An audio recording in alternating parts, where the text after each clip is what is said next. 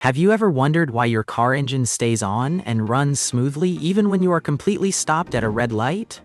This state is called idling. Idle speed refers to the minimum rotational speed, measured in revolutions per minute, at which the engine runs when the vehicle is stationary and the throttle pedal is not being pressed. Essentially, it is the baseline energy required to keep the engine running without stalling, while also powering essential accessories like your alternator, water pump, and power steering. Manufacturers set this sweet spot very carefully based on the engine size and the number of cylinders. Generally, a larger engine with more cylinders might idle smoothly at a lower speed, while a smaller 4-cylinder engine might need a slightly higher speed to stay stable. If the idle speed is set too low, the engine will struggle to overcome its own internal friction and will stall out or die when you come to a stop. On the flip side, if the idle is set too high, your engine is racing unnecessarily, which burns excessive fuel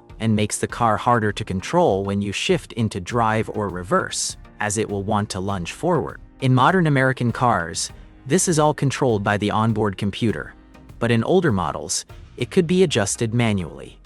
You might notice that when you first start your car on a cold morning, the idle is higher than normal. This is intentional to help the engine warm up quickly. Once it reaches operating temperature, the idle should drop down to a steady, quiet rhythm. Paying attention to your idle can tell you a lot about your engine's health. If it feels rough or shaky, it is time to check it out. Thanks for tuning in.